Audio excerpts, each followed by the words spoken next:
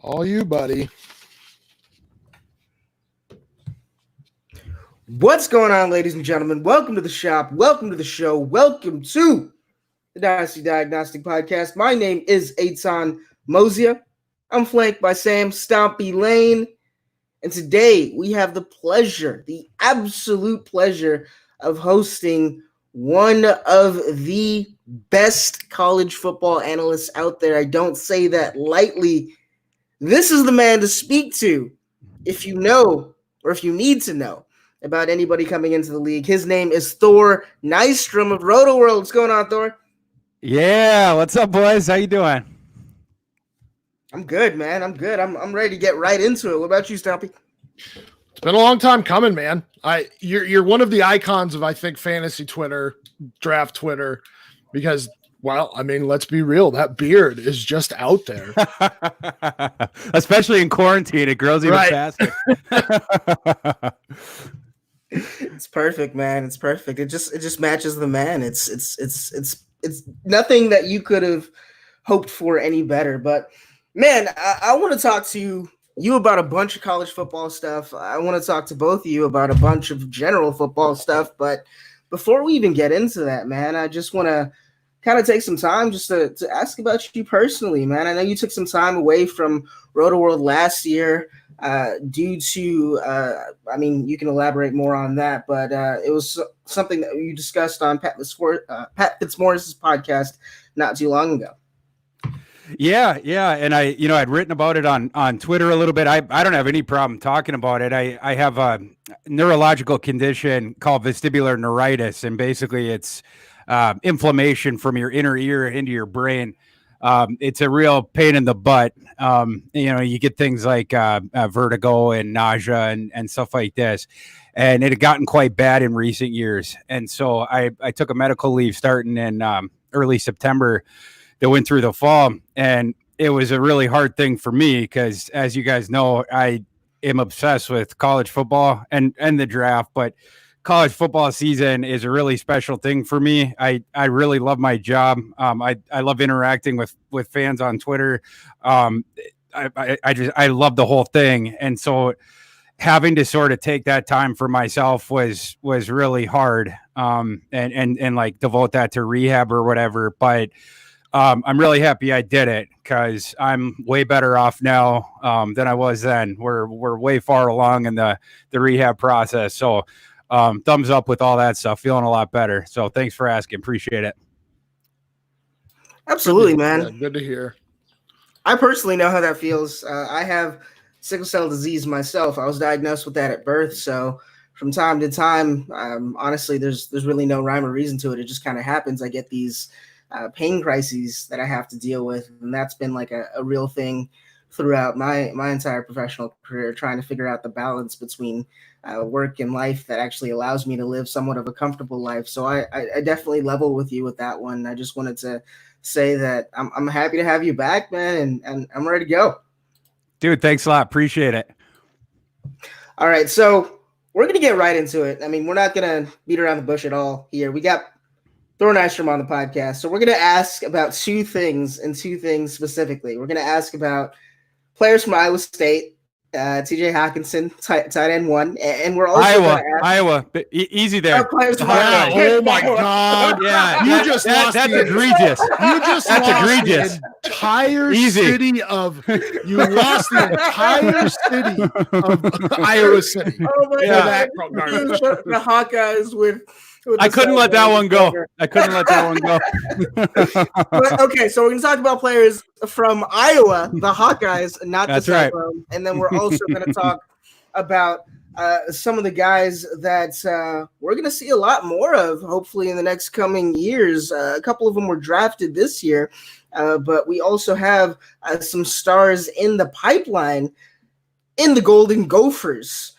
So let's talk about the Golden Gophers squad first. Let's talk about Rashad Bateman. He's still on the squad. And then let's talk about Tyler Johnson and kind of how they were able to both find some success in that offense and likely both be high draft picks.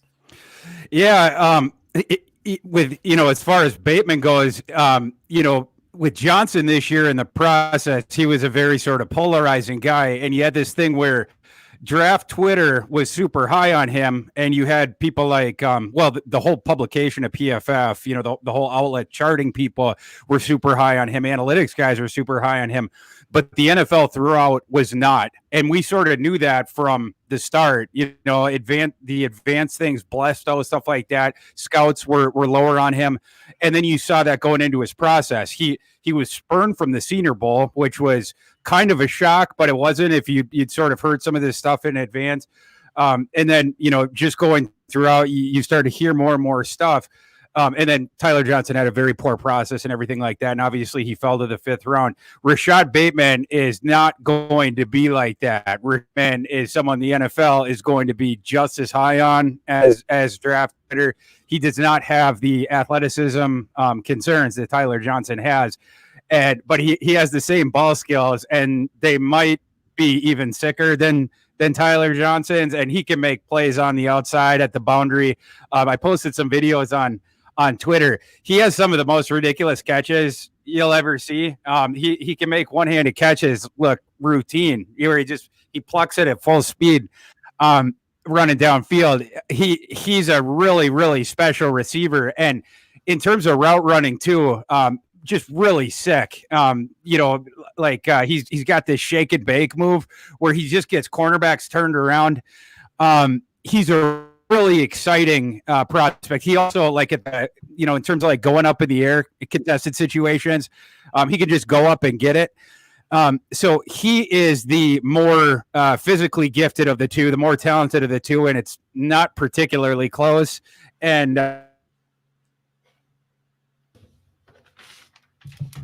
did he freeze? Did I freeze? No, he froze.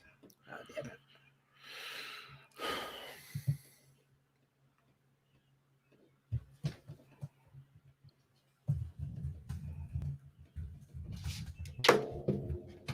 By the way, did you take any notes for the one you recorded? Any editing notes? Yeah. I didn't take any notes, but I'm trying to remember if there's anything that needs to be done. I mean, I can listen to it. If there's gaps and stuff, I can listen to it, but or we can just throw it out and say, fuck it. Give me like 15 minutes after this to go back and see. I think I posted. Did you see Outhouse come in? Come in what? Here. Yeah. Oh, he is? Oh, what's up? No, he was. No, he because I accidentally I accidentally posted the StreamYard and not the YouTube. Oh. Get him on. What happened? You froze. For a minute. Yeah. Okay. I'm sorry. I was talking, then all of a sudden I got done with my spiel, and I was like, where did I go? So yeah, I think you left about saying that Bateman is head and shoulders better than Tyler Johnson. That's basically the spiel. Okay. On Bateman, at least. Yeah. All right. So talk about Tyler Johnson. I mean, again, you said that at least the draft Twitter, at least the guys that aren't running NFL franchises were very, very interested in him. He didn't really find himself in a situation that's going to provide him with a lot of targets early on, though, it seems, because he happens to be in Tampa Bay with Mike Evans, with Chris Godwin, with Rob Gronkowski, and O.J. Howard. And those boys, not to even speak about Keyshawn Vaughn and Dario Ogunbowale catching the ball out of the backfield. So there isn't going to be a lot of opportunity in the event that guys don't go down for Tyler Johnson early. Do you think he's good enough to force his way onto the field, if not there, potentially somewhere else? Well, I'll tell you what's good about that landing spot is he's going to be playing with a quarterback who utilizes slot receivers just about as good as any quarterback in the history of the NFL. Tyler Johnson will not play outside receiver in the NFL. He's too athletically limited, but he's a stud slot. He's going to be a good slot in the NFL. I know he is. He's a big kid. In terms of being a slot, he maneuvers well around bodies and he has very good ball skills. The past couple of years, he has been one of the elite slot receivers in the NCAA, just south of Justin Jefferson, in terms of last year. And I think in the draft class, you could make a real argument that he was the second best slot receiving prospect in the class. So, I don't know how Tampa Bay wants to work that. Obviously, they have a lot of receiving options, but if Johnson can force his way in there in the slot, again, I don't know how the iteration of the lineup could work, but Tom Brady knows how to use his slots. So we'll see how it goes. So I guess, the question is, because Godwin played like 60% of his snaps from the slot. So the question is, can Godwin move outside, or does this and I agree that Tyler Johnson, he's a great prospect coming into the NFL. And if he had landed anywhere but Tampa, which people perceive as front or loaded, and it's a loaded depth chart, if he had landed somewhere else, let's say he went to Indianapolis rather than Bryan Edwards, you're talking like, okay, now he's in the top 3, 4, 5 wide receivers in this class. But so you'd have to think back a little bit, but can Godwin play on the outside? Is Godwin more better utilized in the slot? And if Tyler Johnson works his way into the slot, how do you feel about Godwin in terms of fantasy football? It's funny. Justin Jefferson, my comp for him was Chris Godwin. So we're sort of like inside the looking glass right now a little bit. Yeah. Thinking about that, I think that Godwin could swing outside in the same way that people forget this. Justin Jefferson in 2018 was an outside receiver at LSU. And there's this perception that, Justin Jefferson's game really shot up and that he can't play the outside in the NFL. But in 2018, LSU had this super vanilla offense. It was like the vestiges of the Les Miles, boring run first offense. Justin Jefferson basically had double the receptions of their wide receiver too. So if you look at market share, Justin Jefferson actually had more market share as an outside receiver in 2018 than he did last season, even though he had the bazooka numbers. The Politnikov winner, Jamar Chase, was playing next to him last season.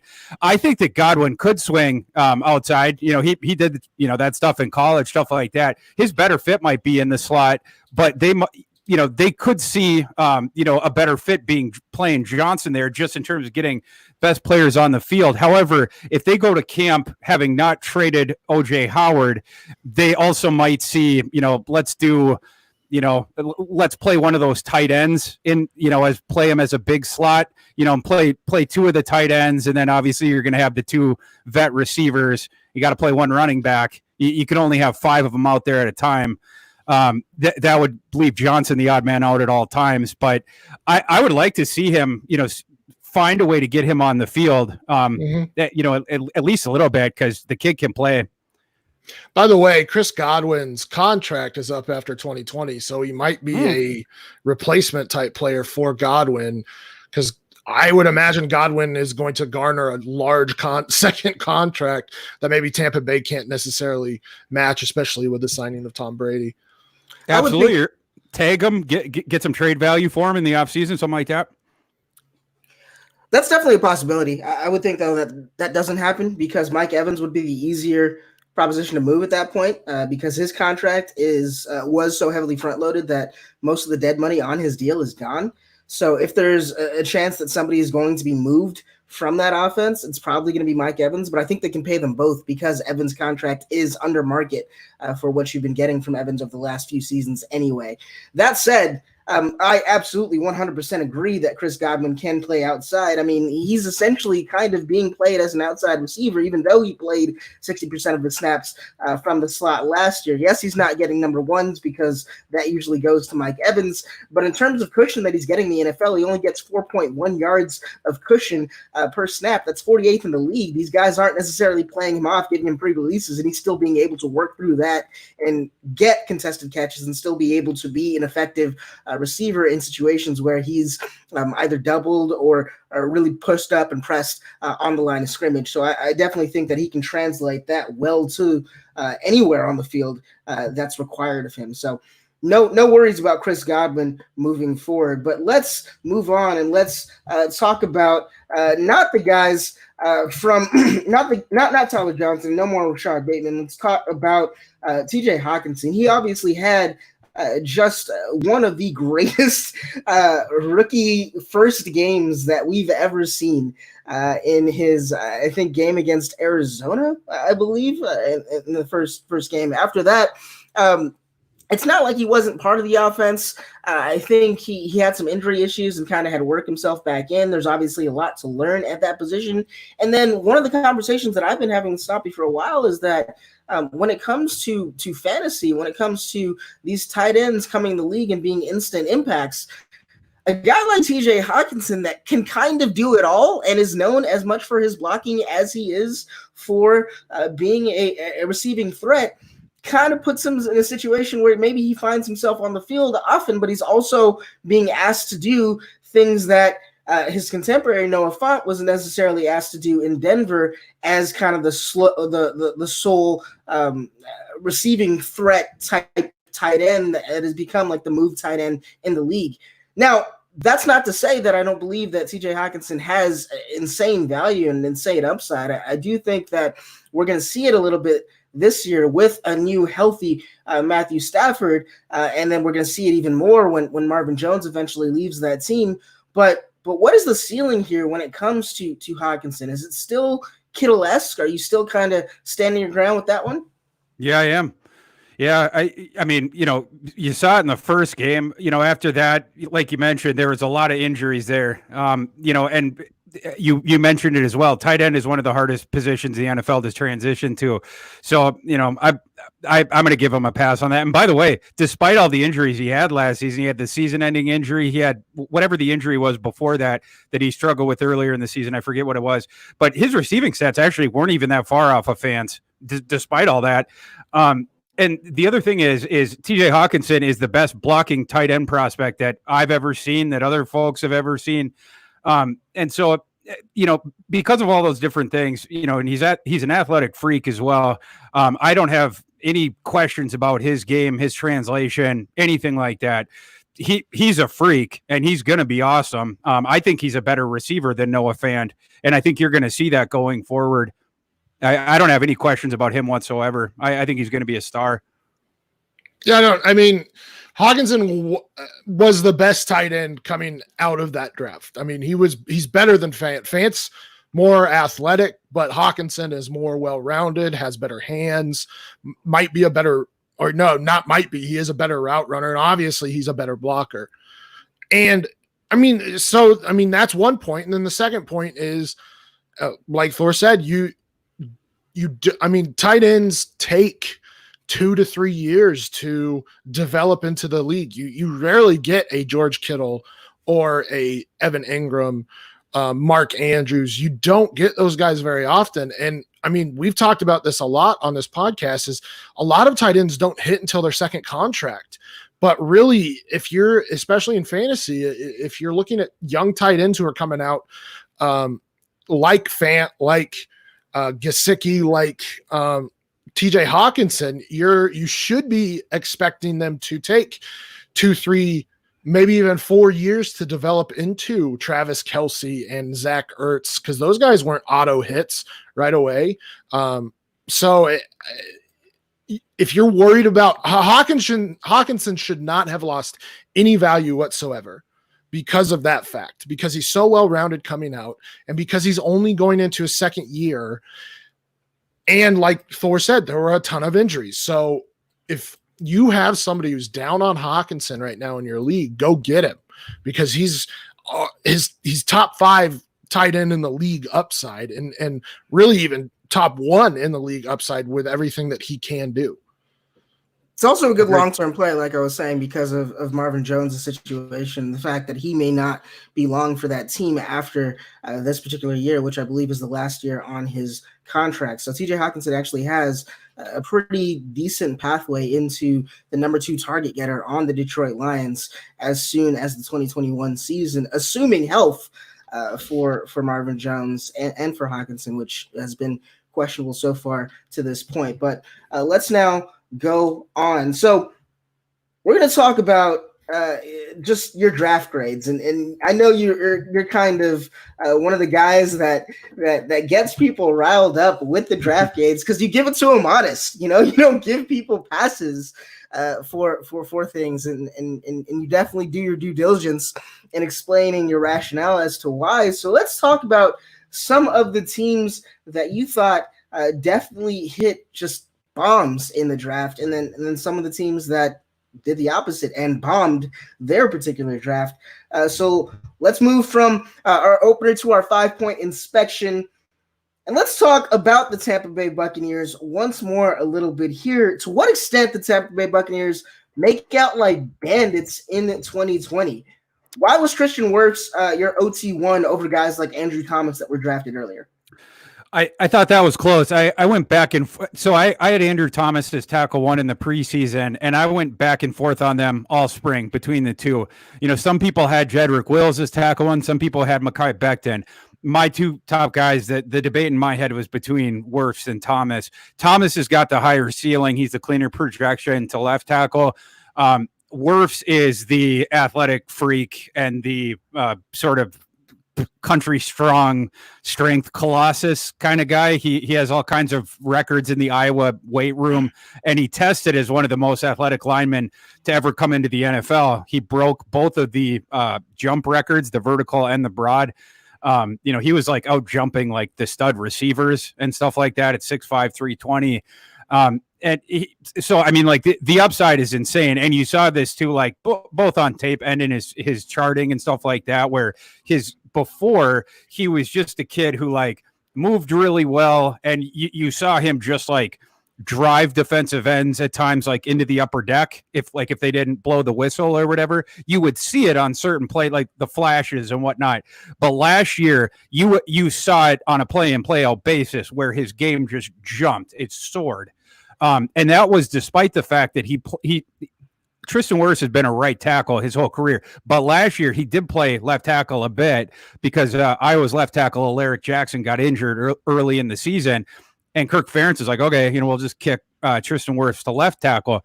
Kirk Ferentz has said as well that the only reason that Wirfs didn't play left tackle in college was just because Alaric Jackson was installed first. That's literally the only reason. Kirk Ferentz is like, Tristan Wirfs could absolutely play left tackle. And Tristan Wirfs was great at left tackle when they played him there.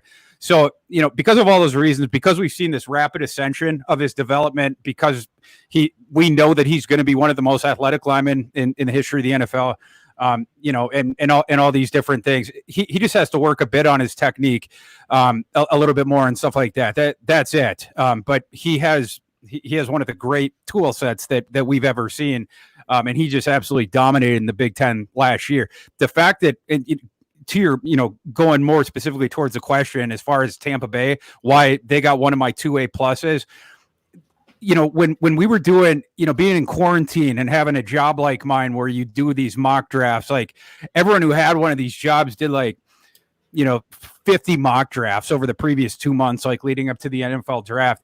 And Tampa Bay sitting there at, 14 or 15 or whatever slot they were in, we knew that they badly needed an offensive tackle. That was by far their biggest need. It was like, that was their number one need. And then there was like a huge gulf. And then like after that, you're thinking, well, I suppose maybe they could use a receiver and, maybe they could use an interior lineman. Maybe, it's like, maybe a running back, but after that, it was like the other needs were like way down on the list. The offensive tackle was so far up there. But the issue for them was in this class, you had the big four at offensive tackle, and then there was a big drop off. And so when you were doing the exercises, you knew that absolutely that 3 teams above them, 1,000% were going to take off. We're going to take from the big four. The 2 New York teams, write it in blood. The Jets and the Giants were going to take a tackle, and the Browns. So for one of the big four to fall to Tampa Bay, that required that no one else would take a tackle. And the odds of that happening seemed fairly remote when you would do these mock drafts. And so the fact that it happened, and the fact that Tristan Wirfs, who I considered the top tackle in the class, Dane Brugler considered the top tackle in the class, my friend Paul Perticchese considered the top tackle in the class. There was a lot of smart folks that smarter than me, considered the top tackle in the class, that he was the one that fell in particular. It was just a coup, for this team that is now sort of making this stand. Like, now we're gonna try to compete. We're gonna try to rise up. Just an enormous coup. And then in the second round, they got a guy who, for me, was safety one in Antoine Winfield Jr. I had him as a first round prospect, 29th overall. He falls to 45. He's a stud. I compare him to Tyrann Mathieu. He's just like his dad, but he's like his dad playing safety. It's the same dimensions. He's 5'9". He gets nitpicked for the same reason his dad did, but 5'9", 203. But he's smart as hell, just like his dad. And Antoine Winfield Jr. talked about how his dad would watch game film in bed on his laptop before bed every night. And Antoine Winfield Jr. picked up the same habit. And you see this on the field. I mentioned before that I watch a lot of Gopher games live. Antoine Winfield won a bunch of games and flipped a bunch of games single-handedly in his career just by being in places that he had no business being in, to grab an interception, whether off of deflection because he shouldn't have been there, or just picking the ball out of the air because it's like, whoa, how did he get there? It's like he was seeing these plays develop before he had any business, whatever. It's like he was seeing the future or something. And then he went to Indy and he tested way better than folks thought. And I think he didn't get the credit for his athleticism because he was getting the credit for being such a preternatural processor and thinker. And so you just sort of thought, he's just sort of a brainiac on the field, but he's not as athletic. But he goes out and he runs really well, and he tested as an 81st percentile athlete. So for me, that stamped him as a first round prospect. But I think some folks had a hard time getting around all the way on that. And even coming out as a recruit, he was only a 3-star recruit. He got overlooked in the recruiting process, even though he had a famous dad, NFL bloodlines, everything like that. And he dominated in college, the last couple of years. He does have some injury concerns. Going back a couple of years, he was actually a fourth-year sophomore. So he would have been a fifth-year junior if he'd come back. So, he got a couple medical red shirts. So that was another part of the reason. But assuming that his body holds up, he absolute steal, highway larceny. And he's a guy who could potentially come in and start right away and excel. He can also play in the slot. So I just thought that they hit a home run. We talked about Tyler Johnson before as well. He was a guy that I comped to Tyler Boyd. Whether he gets on the field right away or not, he's a guy who I think is going to be able to contribute for a long time out of the slot. So I just thought they did a great job. So, coupled with what that team already has on the defensive line, what they already have at linebacker because of the investments they made in the last couple of weeks, are we looking at potentially one team in that division that might be able to hold some of their other teams in that division to lower scoring games that we haven't seen in a long time? We'll see. Yeah. And they're certainly equipped to get into shootouts at this point, if they need to. But yeah, they certainly added to the defense, like I said, with Winfield there. So yeah, let's just say it was a great offseason for the Bucs, just starting in free agency. And then this draft essentially fell. They could not have scripted this any more perfectly. They needed one of those 4 tackles to fall to him, and they got it. And then for Winfield to fall to them, I just think they couldn't have written it out any better than that. You have to believe that them drafting a left tackle, especially one that can start right away, has got to be good for Tom Brady. Obviously getting Tom Brady, you need to protect Tom Brady because the only way that you beat him is pressure at this point. And I would think that this looks pretty good for Ronald Jones, just because of how well-rounded he is in terms of getting outside, being able to turn the corner and stuff like that, play some outside zone as well. Is that how you feel about Ronald Jones going into this season? Is he kind of a sleeper right now because that line got better and they didn't really pick a guy that's going to – they picked Evans, who will likely be more of the pass catcher in that backfield, but that means that Ronald Jones can get 250 plus carries this season. They took Keyshawn Vaughn in the third. But sorry, Vaughn. I meant Vaughn, not Evans. But to your point, I'm actually not a big fan of Keyshawn Vaughn. So yeah, I do agree. I actually prefer Ronald Jones. Keyshawn Vaughn, it's weird. It's like he's gotten this weird steam just because he got like the golden boy goes down there, and Tampa Bay did have a good draft. Keyshawn Vaughn is basically the only pick I didn't like. But it's like, he's got the Midas touch now. And now anyone that sort of gets acquired by Tampa Bay this offseason, it's like, oh, look at this guy. And the rest of the draft they love, but I'm not getting talked into Keyshawn Vaughn. He's not a prospect that I love. I comped Keyshawn Vaughn to like a short Wayne Gallman, essentially. It's just not for me, it's not a sexy pick at all.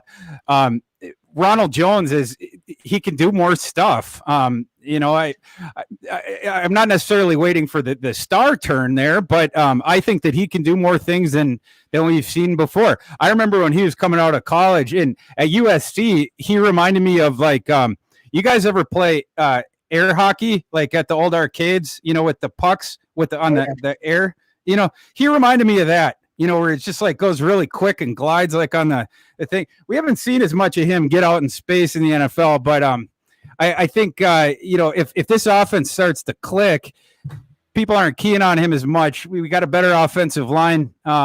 Maybe we start to see Ronald Jones get out in the space more. And at USC, he did stuff then. He's a guy that runs fearless. And maybe he just hasn't had as much confidence yet. But I would love to see the Rojo breakout. I'm here for it. A lot of people are just really excited for Vaughn because they're hoping that they can find another James White and Keyshawn Vaughn. It's the receiving game that I think draws people to him because of what he was able to do, I think, in his senior season. But I mean, is he really that much of a pass catcher? Like, no. Really this is a false narrative. I don't know where this comes from because I've heard this from other people as well. Keyshawn Vaughn didn't catch the ball his entire career until the last season. And I think he went to the coaching staff and was like, for my NFL draft stock, you guys have to throw me the ball more my senior year. But what's weird about it is Jonathan Taylor did the same thing and he had basically the same amount of catches, but people still nitpick Jonathan Taylor about he can't receive. But it's weird because, Keyshawn Vaughn, everyone's like, oh, he's a receiving back, but that's not really the case. I mean, he did okay this season, but he's not a standout receiver. There's nothing in his numbers or his tape that suggests he's some sort of standout. He's a dump off guy, at best. He's not anyone that's going to add any sort of excessive value there. I don't know. I don't know what he gives you as a receiver that like Ronald Jones can't. In my opinion. So do we think Ogunbowale goes away in that respect, or do you think even that role, that pass catching role, if it's not given to Rojo, goes directly to Vaughn? That's hard to say. I mean, Keyshawn Vaughn what he's just like the one cut zone guy. Coming into this season, it's funny. My scouting report on Keyshawn Vaughn was he can't be on the field in passing downs. Like literally, he'd never shown anything as a receiver coming into last season at Vanderbilt. Like literally anything. And not only that, he couldn't pass block a lick. And so I thought like literally he just can't be on the field in passing downs. But like I said, it was clearly an emphasis for him this offseason. But like for anyone, football fans or fantasy players to think of him as like, some sort of Marshall Faulk reincarnate would be a very big mistake. I as far as Tampa Bay with the receiving back, I think I'm not sure how they'll go about that, but I think with the amount of outside weapons they have, I probably wouldn't be dumping it off to the running back too much, to be honest. I think I would just be thrown to those tight ends and the receivers. Yeah, maybe Tom did that because of necessity, just based on what he had to deal with over the last few years in terms of what the Patriots even had on the outside. He's kind of molded himself to do that based on the weapons that they have. He's gone from Branch and passing to the X more, to Gronkowski and passing to that seam route more, to now to White.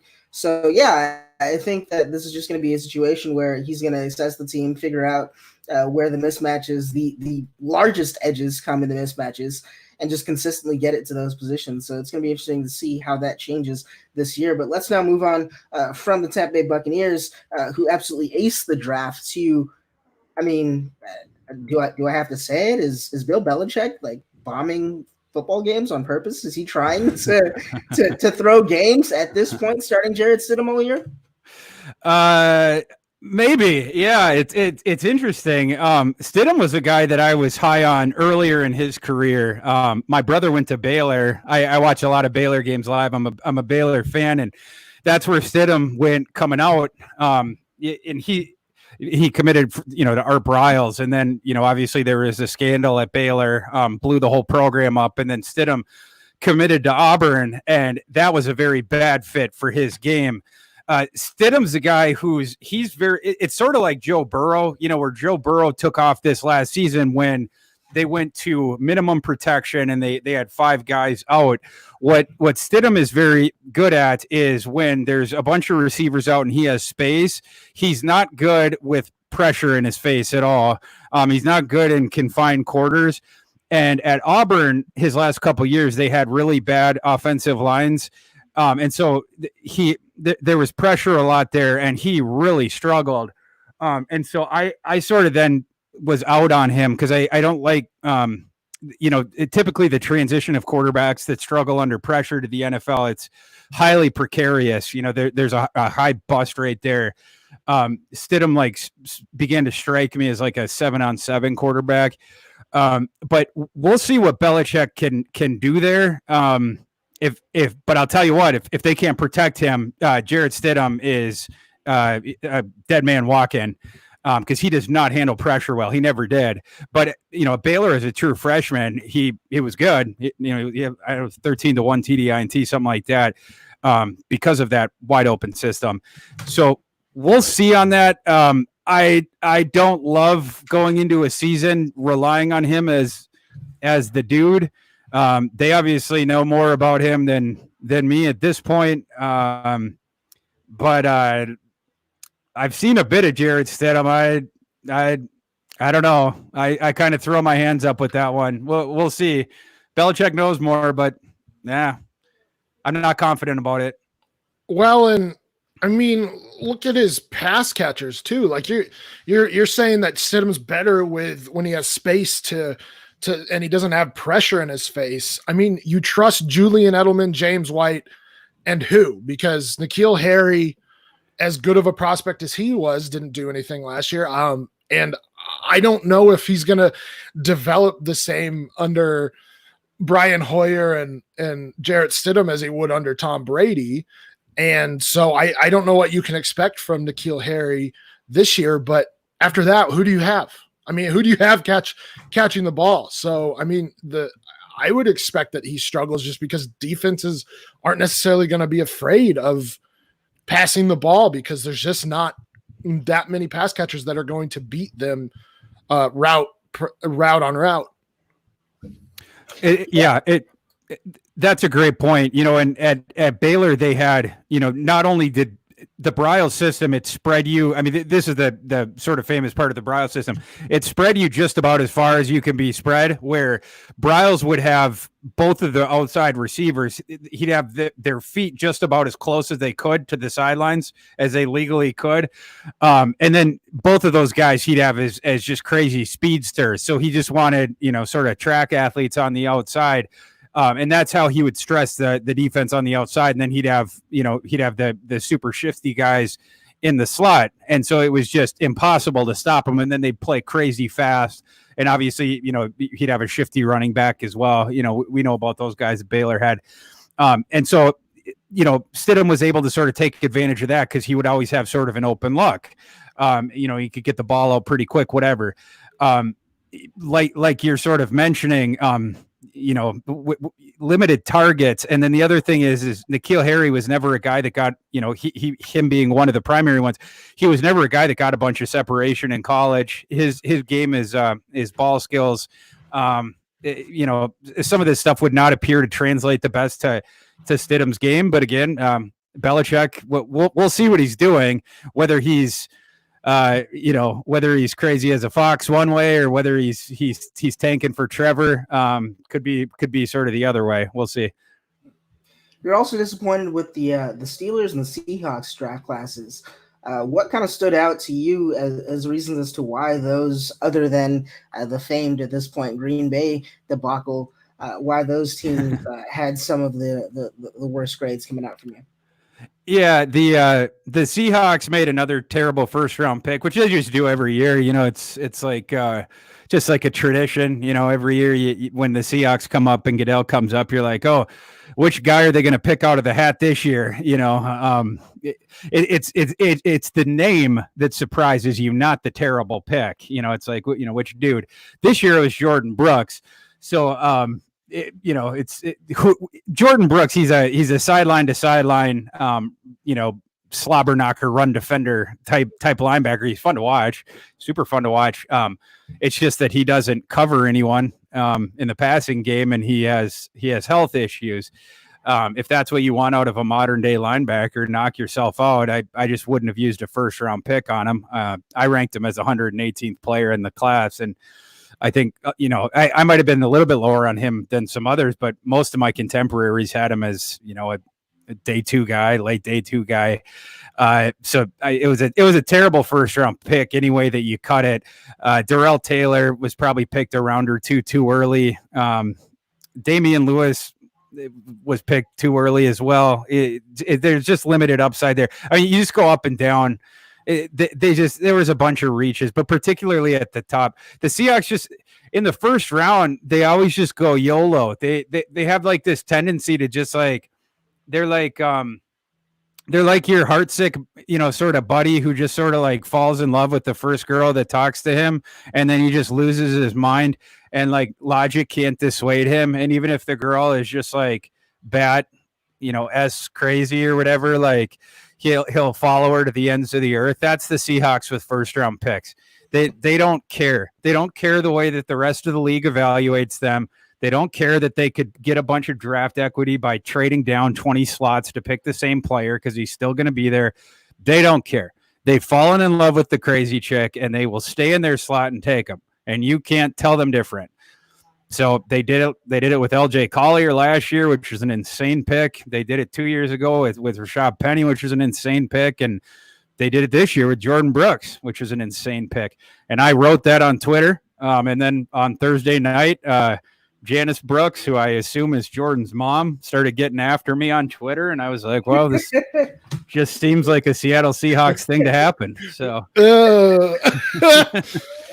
that's great. What a great story. I said, Janice, it's Jordan's job to play football. It's my job to write about football. Listen, I understand he can beat me up. That's fine.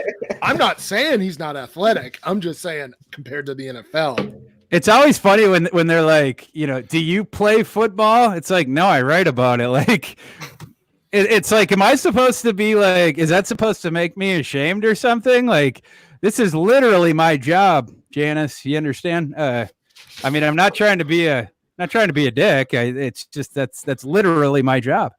Yeah, it's just my opinion, which I am paid to proffer. So anyway, so what could Seattle have done, or what are the holes that still exist for them now, and how will those affect guys like Chris Carson and DK Metcalf and Russ Wilson? As far as like who they drafted? Yeah. Or didn't draft that they should have. Yeah. I mean, they didn't touch the skill spots too very much. They DJ Dallas in the 4th round, he's a receiving back. I don't think he's going to factor CJ in. Pro size 2.0. Is that what I'm hearing? Essentially. Maybe, yeah. I think so. And then the only other guy, as far as a receiver, that Freddie Swain in the 6th, I don't think much of him. He's got some athleticism, but he didn't do anything at Florida over multiple years. And then they took a couple tight ends, a bunch of long, rangy type guys, in Colby Parkinson. And Parkinson, he's just a jump ball guy. but he's 6'7", 252. He can get down the seam. And then Steven Sullivan, a converted receiver. He's got some athleticism, but he's super raw. And last year, LSU put the ball up in the air a million times and didn't throw too many of them to Sullivan. But, Parkinson could carve out a bit of a niche as a seam guy. We'll see. But, they didn't get a ton in terms of skill talent. Well, and I mean, they always rank near the bottom of the league in terms of offensive line, just in terms of adjusted line yards, and PFF has them ranked at 27. They don't want to seem to give Russ any semblance of help back there, even though he's in his 30s now and isn't the guy that's going to be able to scramble. I mean, he's still going to be able to move, but like not as well as he used to be. So, I mean, should they have taken like a guard or a tackle at some point in this draft? Well, I mean, yeah, for me, I mean, I probably would have taken one in the first round. Ezra Cleveland, or Isaiah Wilson went right around there, depending on which way you want to go with it. Whether you wanted the movement guy or the Colossus guy. Josh Jones was available there. I mean, some of those, we talked about the big four, and the big four went high, but the next tier of them, they actually fell. They fell a bit further than we thought. And so Seattle would have had, their pick of the litter there, but they elected to egregiously reach for this run stopping linebacker instead. So Russ is going to have to run around a little bit more, and hopefully he doesn't get hit. Exactly. Okay. That's the plan on the offense when it comes to Pete Carroll and Brian Trout and our teams for the last few years. Just let Russ figure it out, and he will. So let's go to the Steelers. I mean, people are obviously excited with Chase Claypool's athleticism. I've seen some ridiculous comps to guys like Calvin Johnson from big media types that kind of make me smile a little bit. But I mean, they were also graded out as I think a D- on your total list of teams in your draft grades for them. So let's talk about that. What's the reason that the Steelers are that low on this list, and what did they miss out on in this draft? Yeah, I was just a little bit lower on it than some other folks, and I realized that the Steelers didn't have as much draft equity as some other teams. I was fine with the Claypool pick. I had him rated a little bit lower than their slot. They took him at 49. I had him at 62, but I was okay with that. You're mentioning his athleticism. I suppose that's about the only thing you could comp to Megatron-ish. It's sub Megatron neighborhood, but close enough. But that's not, you can't really do that as far as his game goes, but he's intriguing. I comped him to Evan Ingram. He's sort of this right now. He's sort of waiting between wide receiver and tight end, and you're sort of going to have to figure out exactly what he is at this point. Just big slot is probably just what you'd say. But outside of that, I didn't like any of their other picks. I thought they reached for Alex Highsmith with their next pick. I thought, McFarland was a reach, and then the rest of their three picks I thought were super uninspiring. So for me, it was just a really kind of meh, directionless, reach-filled kind of affair. That's just how I felt about it. How dare you say that? How dare you say that about Anthony McFarland? Because people are comping him, saying that he's LT with something. He's Brian Westbrook and this other aspect, that he's another elite Hall of Famer in this third aspect, Fantasy Mansion. Sorry, I had to call him out on that. There's a lot of people that are high on McFarland. So why don't you counter that and tell us why that was a reach? I once ate dinner with Fantasy Mansion in Stamford, Connecticut, so I can't cast aspersions upon the man. Oh, he'll attack me, and then I'll get all of the vultures coming at me, but that's fine. As far as McFarland, I mean, McFarland's fine. It's just he's not going to give you anything in the receiving game, and he's basically like, I sort of see him as like 85 to 90% of what Darrell Henderson is. It's just sort of that. It's like it's like I don't know if you guys watch much of baseball, but it's like, they talk about like the three true outcomes type sluggers, where it's like you either get like a home run or a walk or a strikeout. And like a guy like McFarland or Henderson, it's either like you get like a long run or you get stuffed or you get stuffed, essentially. I mean, they're looking for a long run or they're not going to really get anything. There's not much nuance there. They're always looking for, the crease that they're looking for the crease that leads to the runway that leads them all the way home, that gets them airborne. And they're willing to give up the 4-yard gain, the 5-yard gain, the 6-yard gain every single time because they're looking for the grand slam. They don't care about the single or the double. And that, I mean, his highlight tape looks great because he has, like for instance, against Ohio State is a game that a lot of people point to. McFarland shredded them. And he had some other, great games as well. And, his explosive numbers look great, stuff like that. But that's why, he has some explosive runs because of that. But, his athleticism, numbers were not very good. He's not a big back either. He does run fearlessly. I'll give the kid that. But like I said, in terms of receiving, he's not going to give you much. And in terms of athleticism, it's just not. It's sort of scary to have a smaller back who does not have a good athletic profile, who doesn't give you much as a receiver as well. Yeah, I just think that with all the backs that they've drafted in the last couple of years, that it's going to be a clear committee, and I just don't see how any one back in that backfield really kind of pulls away from the pack. I still have some faith in James Conner. It's James Conner. But I do think that there are other guys that are going to catch passes in that backfield. Samuels isn't going away. They have McFarland this year. They still have Benny Snell. I think it's going to be the James Conner show, but they've seen from last season that maybe that's not necessarily the direction they want to go in because he seems to break down if you're giving him a full workload. So I think the intention here is just to get as many guys as possible to kind of do what he does to some extent, or maybe just to split up the roles in a way that doesn't allow him to get as much impact and as much contact as maybe he's got over the last couple of seasons. I was hoping the Steelers were going to end up with A.J. Dillon, just add him to all the big backs they have, but here just add him to the we're going to just go bowling ball formation. Just going to run 3 backs out on every play. Let's just do it. Would have been nice.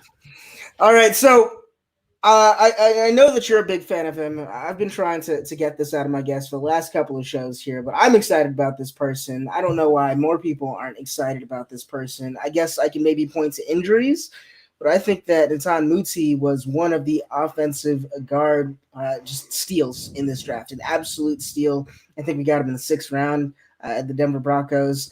Can you talk a little bit about Netan Muti and why he fell to the 6th, given his talent level when he's been on the field? Yeah, it's injury related only. That's it. He had 3 season-ending injuries in 4 years. If it wasn't for that, he would have gone in day 2. But if you watch his film, and especially like people just, you don't have to watch like all of his game film. Pull up his highlight reel if you've never seen Netan Muti play. It's ridiculous. He's got explosive power. Usually we talk about explosion in terms of athleticism. This guy's got explosive power where when he hits guys, he jolts them back. Just blasts people. Upper body strength is ludicrous. And you saw it in Indianapolis. And the one thing he tested in terms of the bench press, I think he finished 3rd or 4th all time in the bench press. And it's funny. I talked with his agent afterwards, and he revealed to me that Netani was effing pissed that he had not broken the combine record for bench press. Because I was like, Netani must be thrilled, that he had 40 whatever, and he was like, no, Netani's effing pissed, and I was like, why? And he was like, because he's said he was going to break the record. And I was like, okay, so like, he's just a super interesting cat. The other thing, like, I mean, he's like a mythical character from from Hawaii. His I don't know if you guys saw this on my Twitter or know this story. Netani Muti's mom, from a week plus out of the draft, was texting everyone that she knew and telling everyone that she knew that she had this premonition that the Denver Broncos were going to select Netani. She was a fan of the 49ers. She didn't know anything about the Broncos, but it had come to her or something that the Broncos were going to take Netani and that he was going to be a great fit for Denver and that, he was going to bring something great to the city. And it was going to be a great fit and all this sort of stuff. And a text message was shared with me from the mom that was from a week before the draft where she was texting about Netani's going to be a great fit in Denver and he needs to go to Denver and Denver's going to take him and all this sort of stuff. It's just crazy. But anyway, the reason that he was available there in the 5th round is just because of these questions about his health. And there are questions, and they're not insignificant. He had 2 season-ending Achilles injuries in college, and he had a Lisfranc season-ending injury in college. Now, I'll say a couple things about those. The Achilles injuries were to separate sides, and as it's been explained to me, when you tear one Achilles, you have a fairly high chance of tearing the other one. So it was not a surprise that the other one happened. However, when both have been repaired, there's a very low probability that you're going to have another one going forward. So that's a good thing for him. And then the Lisfranc thing has been checked out by doctors, and he was given by the NFL during the pre-checks a thumbs up by the doctor. So he's been given, he got the green light in terms of that kind of stuff. So all that stuff appears to be good. And we'll see. But yeah, I think the Broncos, as long as his body holds up, the Broncos got to steal. There's in this class, in terms of a phone booth blocker, in terms of a run game blocker, you're not going to get better than that, in terms of power. It's like him and Becton, maybe Jedrick Wills, but there's just not many guys, when on contact. Netani Muti, it's him, man. He destroys people. I'm watching the highlights that you said as you were talking, and he just pancakes people all over the field. And he's literally all over the field. He's like a Hulk figure. He just blasts people and they fly. So he played some offensive tackle. Yep. In college.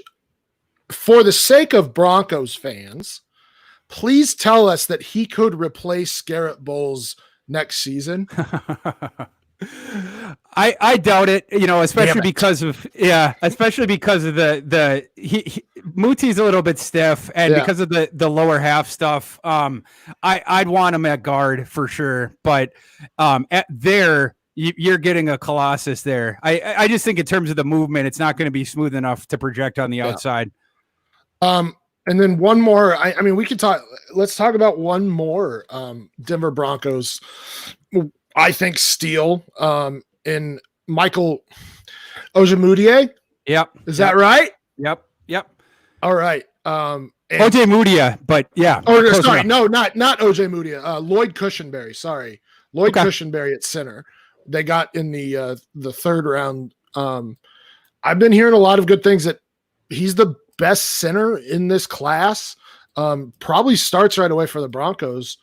How good was this draft for the Broncos, especially in those later rounds? It was a solid draft for the Broncos for sure. They got a lot of sizzle, in terms of skill guys. Cushenberry, I don't like Cushenberry quite as much as some other guys do, to be honest. But he has much bigger fans than I do in the draft community. My issue with Cushenberry is he had issues with movement. He does not have any issues with power whatsoever. He's a guy who drops his anchor and you can't move him. But in LSU's offense, we talked before about how they would go minimum protection, and that put Cushenberry on some islands. and he struggled with movement there, where he could get beat by guys, in terms of agility, in terms of movement, stuff like that. Now you could argue in the NFL he's going to get more help, number one, and number two, that there's not going to be as much of that kind of stuff, that his team, that the Broncos aren't going to go into the minimum protection, stuff like that, so that won't be as acute. We also know that NFL power won't be fazed by that. Power is not going to be an issue for Lloyd Cushenberry. He's a super powerful dude. So, I mean, projecting as far as that goes, what you're getting. Power, no issue, but movement, he does have some issues there. All right, so before we get into this week's Dynasty Diagnostic, let's move on to just talking briefly about a little bit about the 2021 class coming in. We already talked about Bateman earlier. Obviously, Justin Ross, Jamar Chase are going to be the wide receivers at the top of next year's draft class. I mean, how do they compare to CeeDee Lamb, to Jerry Jeudy, to the guys we saw go at the top this year? Should we even be more excited potentially about the 2021 season, or is it kind of just more of the same, and the same is really, really good? I don't know if, just in terms of the receiver class, I don't know if we can put that up with this year's one. This year's receiver class was historic, and next year's for sure. You have some good. We're talking about some of them now. Where you're going to have some really, really good receiving prospects, but I would be reticent at this point to say that, to start comparing next year's class to this one, just because this year's class was stacked at the top, stacked in the middle, stacked at the bottom. I mean, you could even get solid receivers in the UDFA ranks this year. So I wouldn't be able to compare the two, but there's going to be studs next year, several of them for sure. What about the top end running back talents? Obviously, a lot of guys came out this year. A lot of guys held back as well into the 2021 draft. Outside of Etienne, Chuba Hubbard, and Harris, though, is there another guy or two that you kind of see might be breaking out late into becoming a really, really valued dynasty pick? Or is this the year that you need to invest in running back if you want to get one in the next couple of seasons? I'm trying to think. I haven't done my I haven't started into my 2021 stuff yet. And thinking about this class in comparison to next one, I think I would like this running back class more. It's cyclical, right? I mean, like last year's the running back class before this one was really poor. This running back class is really good. It's like 9 or 10 deep potentially in immediate starters or immediate contributors. Next year's is solid, in part because Etienne held back, or Etienne, I'm sorry. I always mispronounce his name because it looks different. But I don't think it's going to be as deep. And Hubbard, obviously he held back as well. But I think, for fantasy players, I think this would be the draft class to invest in. What about guys like Max Borghi? Is he going to come out next year, you think? Who else? Kylan Hill, Zach Charbonnet. Those types.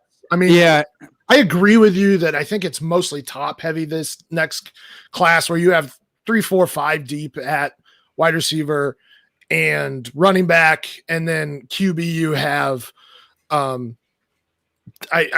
really 2 or 3 deep at this point, Trevor Lawrence and Justin Fields. I don't know if you like anybody beyond that right now. Potentially. Yeah, but Borghi's obviously really interesting because of the receiving stuff. Yeah. I could definitely see him declaring, especially, we don't know how he's going to transition to the new offense. Leach is obviously throws to the running backs quite a ton. We'll see now, going to the Hawaii run and shoot, how much they deploy them, because the past couple years at Hawaii, they did not deploy their running backs very much. Max Borghi is a special talent in terms of that. So you would think that Nick Rolovich will find a way to do that quite a bit more.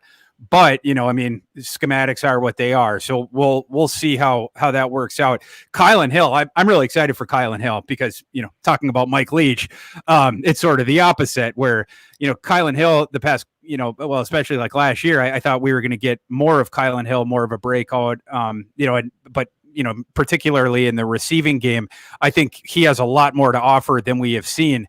And this year, you're going to see an explosion in his targets, in his receiving numbers. He's going to fly over 50 receptions. And so that aspect of his game, which we just haven't seen as much, but we know is there, because we've seen it. He's a natural receiver, natural athlete.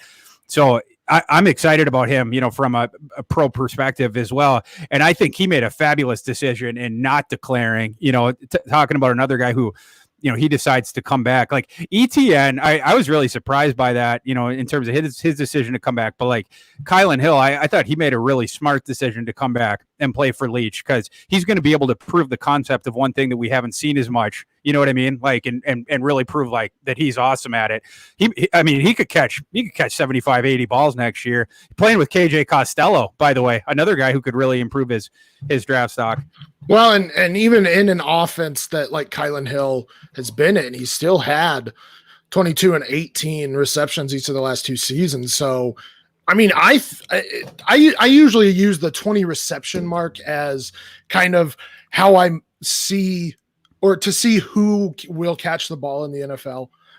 So Kylan Hill being able to do that already, and then now stepping into a Mike Leach offense, I mean, he could end up being in that top 3 maybe by next year if like somebody like Najee Harris falls off. Absolutely. Yeah. Kylan Hill is going to go off for sure. That offense is going to click right away. I'm a fan of KJ Costello. I think KJ Costello made a really smart decision as far as his grad transfer destination going there. And Mississippi State has some talent on the outside. It's just they haven't been able to show anything because unfortunately the Joe Moorhead thing didn't work out, in part because they just didn't have the quarterbacks. Tommy Stevens, I don't know what the Saints saw in him to draft him, but he can't really throw the ball, and Garrett Schrader, he can't really throw the ball. Nick Fitzgerald definitely can't throw the ball. So, they just haven't had guys that can get them the ball, but they have some guys that are high ranked recruits when they were coming in. So I think that offense is going to start to click. And Kylan Hill is a guy who's definitely going to jump up. And then as far as the quarterback class, the other guy, and I think his name was tossed out that I'm really excited to watch is Trey Lance from NDSU.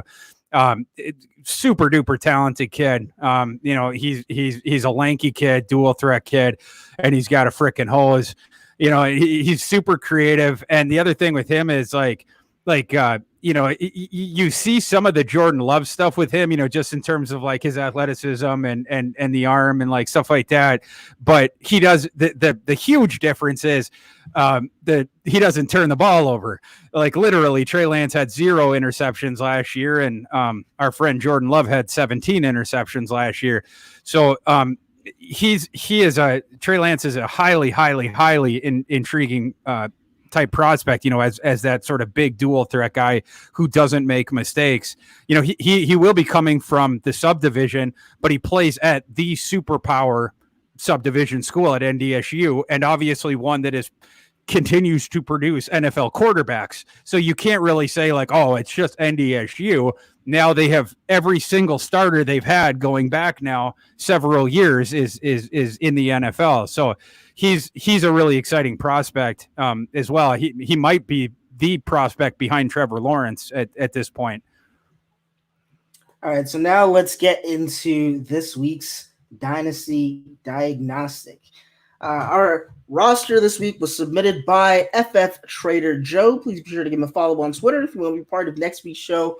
Follow the podcast at Dino Diagnostic. Smash that subscribe button and leave us a review on iTunes. All right, so let's get into this week's roster. It is a 12-team PPR Superflex tight end premium 4-point passing touchdown roster. We're not going to start at quarterbacks today because I don't feel like starting at quarterbacks today. We're going to start at tight ends. Noah Fant, Jonnu Smith, Ian Thomas at tight end. This seems to be a T premium league. how are we doing with this particular group? Take it away, Thor.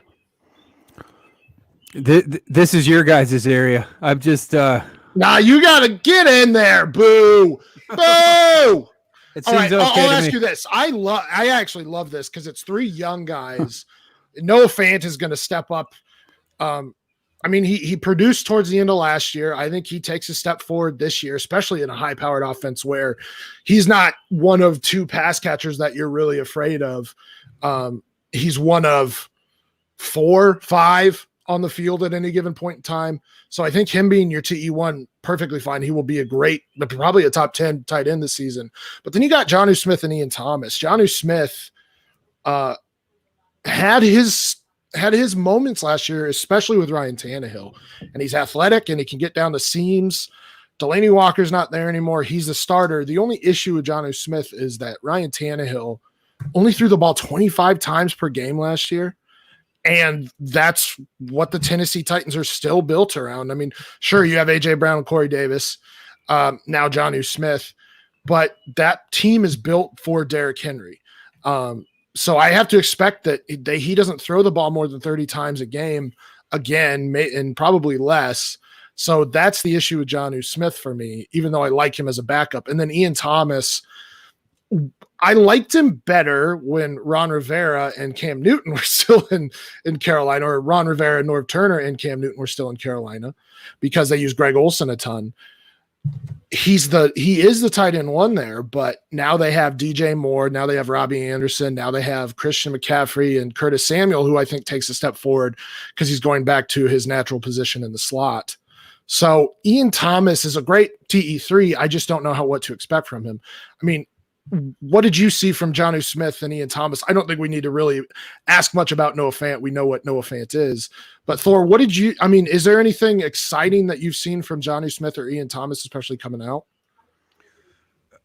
Interesting prospects, but I mean, not anything, not anything noteworthy beyond that. I think well said on your part, Yeah, it's really just an issue of whether or not Jonnu Smith can be efficient on the few targets that he gets in that offense, because that's what saw A.J. Brown rise to stardom last year. There isn't going to be volume available, as Stompy was alluding to, in that offense. Whether or not that's under 30 throws or 30 passes a game, again, this season, I don't know if it's something that's going to be possible for the Tennessee Titans to replicate, just because they did find themselves in game scripts that allowed that to happen quite often last year. That might not repeat, but other than that, yeah, the volume's not going to be there for Jonnu. You're hoping for efficiency. With Ian Thomas, everything you were saying about the Panthers now having Matt Rule, now being in a situation where they have multiple wide receivers to throw to that are actually very, very good at their given roles in DJ Moore and Curtis Samuel and in Robbie Anderson. It's going to be a tough situation to find targets for Ian Thomas. Noah Fant is probably the guy that you expect to lead this group and to do much with this group. But I mean, there's even a lot of targets that he's going to have to battle with getting with some of the other guys in that Broncos offense now. And now the dual threats at running back in Phillip Lindsay and in Melvin Gordon. So whether or not you have consistent production coming from the tight end spot, I'm not sure if that's the case, but all these guys, as Stompy was saying before, are young enough to at least make this team or allow this team to continue to be competitive at that spot for a few years to come. And you might have some time to get these guys developed and really become valued contributors week in, week out. Let's go to wide receivers here. Odell Beckham Jr., A.J. Brown. Let's see if there's anyone else here. Shad Perriman, potentially, and then Justin Watson, who was just replaced by Tyler Johnson, essentially. Odell Beckham, A.J. Brown, these seem to be two receivers with immense talent that are going completely opposite directions in the dynasty and in the fantasy landscape. People are viewing these two guys in very, very different lights. A lot of people are down on OBJ this year because he wasn't able to put it together last year, and because that Browns offense wasn't necessarily able to put it together as well. There's also been some trade rumors coming out of Cleveland about Odell Beckham Jr., something that, I mean, if it comes to pass, I don't necessarily think would damage his value. But I still think that there is a lot there.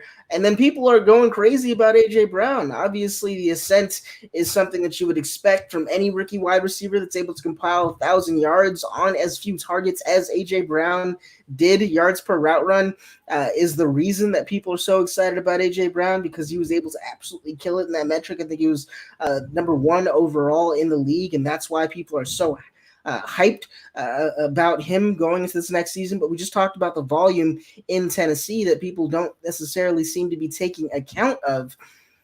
How far from each other should A.J. Brown and Odell Beckham Jr. be in the eyes of Dynasty gamers right now? And I mean, what is really the ceiling for both of them going into the 2020 season? I'd buy low on Beckham. I feel like, a lot of this stuff is contextual, right? Like, football is a contextual game. And I feel like a lot of the Brown stuff last year was because they had a really crappy offensive line, and they just sunk a lot of money into that on right tackle, and they found the left tackle in the draft. So a lot of that stuff got fixed. It's not Baker Mayfield's fault that someone was in his face 2 seconds after he dropped back every time, and it certainly wasn't Odell Beckham's fault that Baker Mayfield, there was someone in his face every 2 seconds. So, I mean, I think a lot of times fans have a propensity to put this stuff on the quarterback or the offensive coordinator or the receiver when it never even gets to that step, because the infrastructure before them, it's like the bridge is falling down. You can't blame the car or the driver. And so, I think now that stuff has been fixed, you certainly have that, and he's also in the second year in that system, everything like that. We know that he's a fabulous talent. And we know, obviously Baker Mayfield is an extremely accurate quarterback. I think that he's going to be fine. I love A.J. Brown as well, but Ryan Tannehill is not a good quarterback. That contract they gave him was ridiculous. And guess what team that the Browns pilfered Conklin from? And they're going to be replacing him with a rookie right tackle that they reached for in the draft, a guy who should have gone in the second round, in Isaiah Wilson. So their line's going a bit down. So, and I think Tannehill will probably regress as well. So that just tells me he's going to run more. So don't shit on Tannehill there, Thor. You jerk. I'm just. Yeah, I mean, I agree on Odell. Listen, he still had over 1,000 yards despite how bad last year was for that team, for that offense. I'm not the biggest fan of Baker, but I think both are going to positively regress this year. I mean, we saw Baker break records in Cleveland as a rookie, and then it just fell off the face of the planet last year. There was a lot of mitigating circumstances, like Thor said. I mean, their offensive line, after they traded away their left tackle, who I just forgot his name, and I'm sure you just said it, but traded him to New York, and you had horrendous play calling by Freddie Kitchens. I mean, horrendous. When you have an offensive genius behind him in Todd Monken, who's an actually good play caller, he doesn't give up the play calling. So that didn't help at all either. Lost Njoku. It was just not a great year for that offense, and I expect them to positively regress. And OBJ is still a top 10 dynasty wide receiver right now. The guy has had issues with injuries, and that's about it. He produces when he's on the field, and that's all that you need to care about in terms of fantasy football. So love Odell here as a buy low. He's still going to be your wide receiver 1. A.J. Brown still has a shot to be a wide receiver. I mean, he has a good chance to be a wide receiver 2, but people are buying him in like top 10 dynasty wide receiver status right now, which you shouldn't be doing at all, especially in that offense. Like I said, volume. And like Thor said, I mean, there's probably going to be some regression by Tannehill and that line.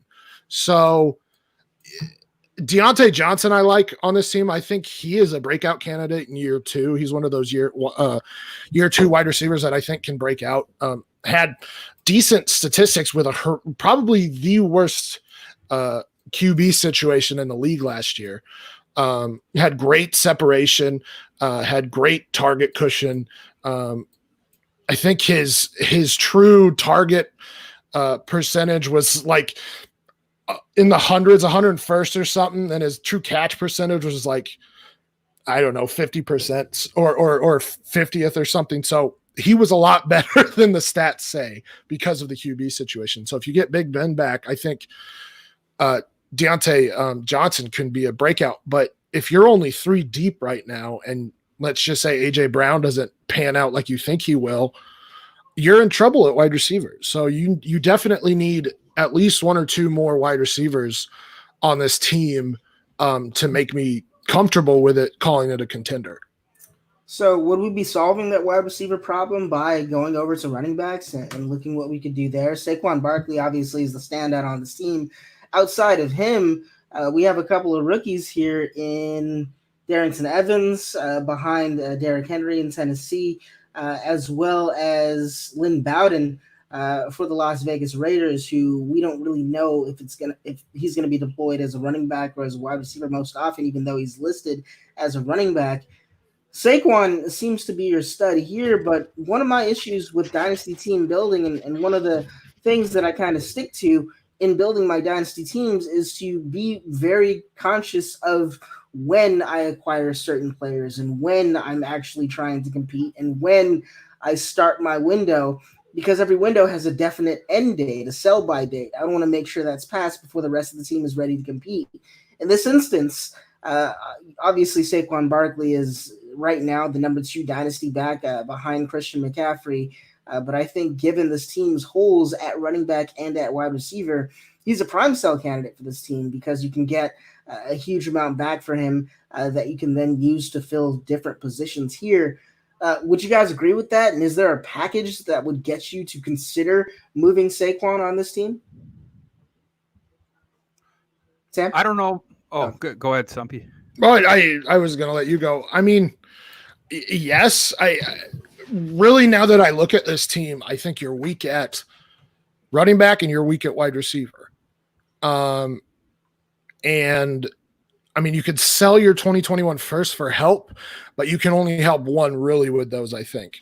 And you don't really have that many trade chips when I really look at it that could help you build this team into a contender. I mean, your quarterbacks are fine, but you're relying on Burrow and Tyrod Taylor and Baker Mayfield. And I don't love that because there's still a lot of question marks there.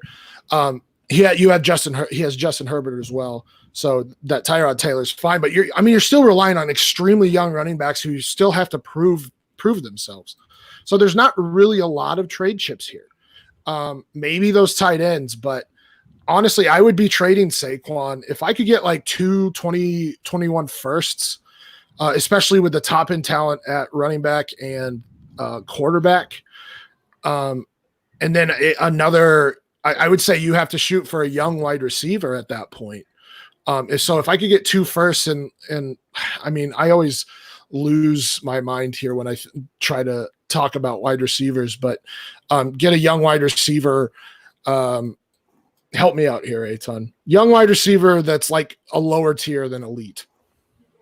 Young wide receiver that's lower tier than elite. His name is Marquise Brown. He should be on your team. There you go. That's a great one. I mean, if you could get Marquise Brown and 2 firsts for Saquon Barkley, I would do that in an instant because I don't think you're winning this year and you need to get, I mean, Saquon's good for probably another 2 to 3 years. I mean, he could be good for longer, but you can't bank on that with running backs. So I would be selling Saquon for something like that, 2 firsts and a young wide receiver who is relatively cheap, but could explode in the next couple years by the time that you're ready to compete again. Yeah, and where I agree with that is I don't see a win now roster here either, and so I think I would also use Saquon as a trade chip. I don't have much else to add as far as that, but just looking at the rest of the running backs, just a couple comments on the rookies you got. Lynn Bowden's an interesting prospect, but I think he's an offensive weapon type. I don't think you're ever going to get a guy the way that the Raiders are going to use him that's going to get a ton of touches just because of the way that they're going to deploy him. But I think, you're going to see him in the slot a bit. You're going to see him at running back a bit. He's really interesting because he basically did something I believe that's unprecedented last year. I'm not sure, but I think it is, where, he'd been a receiver at Kentucky and they had the quarterback injury, and Kentucky was just like, Lynn, you want to be a quarterback now? And so Lynn Bowden went from being a receiver to being Kentucky's quarterback. I'd never seen that before. And Lynn Bowden became a Wildcat quarterback and was awesome. He averaged 7.9 yards a carry. SEC defenses knew exactly what was coming, and Lynn Bowden still was shredding them. And Lynn Bowden can't pass real good. You look at his passing stats, they were not very good. But man, can that guy run? He's not the fastest dude, but he is really hard to get on the ground. Very good vision and stuff like that. So it's interesting they drafted him as a running back. I didn't evaluate him as a running back. I evaluated him as a slot receiver, and I really liked him as a slot receiver. But I think it's really interesting that they're going to use him as a running back dash offensive weapon. But I think as far as a fantasy property, him landing here and landing as what they see him as, I don't think it's the best, as far as like a fantasy player, because I don't know that he's going to get a ton of touches and stuff like that. Darrington Evans is interesting too, but he's more of like a Justice Hill type. I don't know if you're going to get a ton of touches there either. So, I just think as far as that, if you can sort of get more pieces for Saquon, I might turn that dollar maybe into 4 or 5 quarters if it's possible. So is there a team out there that you think is best equipped for these hybrid guys that maybe are a little bit more positionless than the NFL has been used to recently? Is there a particular coaching staff that you would like these types of guys to end up with that think can make the best use of their unique abilities? Yeah, certainly there's coaching staffs that have shown that they're sort of more creative with players of certain skill sets and stuff like that. For instance, like the Ravens have shown that they're, that they can take players of certain skill sets and fit them in there. They're one team that comes to mind. I'm trying to think of another one, like for Bowden specifically. I'm not even saying that the Raiders are necessarily a bad fit for him. I think it's a really interesting fit, and obviously, the Raiders now have a definitive sort of direction that they're moving. They took Ruggs over Judy and Lamb. They're sort of moving in this one specific direction, and they're using Bowden in this way, but yeah, anyway, it's going to be really interesting the way that they go about it, and to watch Bowden's career play out specifically. I think he's going to be a really interesting complement behind Jacobs, and I think you're going to be able to do a bunch of different stuff with him as well. All right, so we brought you on the podcast to talk about Joe Burrow. That's the real reasoning for all of this. Joe Burrow is the new Cincinnati Bengal. He's at least now officially the Cincinnati Bengal, even though we all knew this was the case for some time now. But I think Joe's a really good fit for that team because of what I was able to see from him in college. He seemed to be a quarterback that was really, really good at still saving those plays that maybe broke down a bit or maybe found himself under pressure. That wasn't something that he necessarily seen in practice. He seems to make the best out of bad situations. He might be on a team that requires him to do so with at least the struggling offensive line that the Bengals had in previous seasons. Now they have some healthy guys coming back from injury to kind of help with that, but we can still imagine that there's going to be some hiccups with that. That said, he still has A.J. Green. He has T. Higgins, who I believe is a direct replacement for X on that team for A.J. Green eventually on that squad. They have Tyler Boyd, and they still have John Ross at burner if they choose to deploy him that way. What is the ceiling in year one and maybe the first couple of seasons for a guy like Joe Burrow going into Cincy, stepping into a situation that's as populated with weapons as that one is? Yeah, it's really intriguing because, the way that I evaluate prospects, like I'm kind of nerdy with it. I run a year-round database, like a Google sheet, and it's a bunch of data. I think like I look like nerds to people. Like if they saw like my process with it, it's a bunch of numbers, it's a bunch of notes, like stuff like that. And so I take a bunch of data points with different stuff. And Burrow is an extreme outlier in two specific ways in that he's coming off the best season that we've ever seen of any college player. So that makes him an extreme outlier. And then in terms of one season improvement, the 1 year wonder thing, that is also an extreme outlier. He's the biggest 1 year wonder we've ever seen. And now he's going to the NFL. So, in terms of both that, it makes it really interesting. And so in terms of like his immediate impact, I think a lot of what you're saying is true, and thinking about like him in that Cincinnati offense year one, what was he best at LSU? Well, when what he wasn't the best at, or like what, in 2018, when when he threw for less than 3,000 yards, it was, that old school Les Milesy type offense. And then, at the start of this past season, when he was playing good or really good, but not yet Heisman-esque, like out of his freaking mind, like some we'd never seen before, that was more like when they were going like 4 wide or whatever, is like 6-man protection. And then they committed fully to going with the 5. And that was when Clyde Edwards-Helaire started to go nuts at the end of the season and stuff like that. And they went minimum protection. That's when I was talking to you guys about Lloyd Cushenberry's struggles on islands and stuff like that. We saw that we got to see that later on in the season, because they were going 5-man protection basically exclusively because that's what Burrow asked for. But that's when the offense started to go ballistic. It'll be interesting to see if Cincinnati is willing to do that, consistently for him, because that seems to be what Burrow's best thing is. That's what he wants. He wants as many receivers and as many bodies out there as possible. And it seems like what he's best at is just processing immediately bodies out there. It's like he's got like a Kodak, he can take a snapshot really quick of bodies in space, and it just processes it really quickly. And like you were mentioning, not only can he do that, but it seems like he can keep his eyes downfield, and he can also sort of process the bodies that are the waves of people coming at him. He also doesn't have any fear about it. And that's where sort of the Tony Romo thing comes in, where he can sort of maneuver around folks without fear. He's willing to step in like to a mosh pit of bodies and get balls off, fling balls off. He's willing to take a shot to get throws off.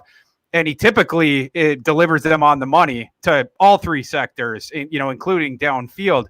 So, in terms of that, like he fits with, a subpar offensive line, even though I don't think necessarily he would prefer that. Last year, he played with the Joe Moore winning offensive line, at LSU, although LSU did not have the best offensive line in the nation. I think Joe Burrow helped LSU win that award.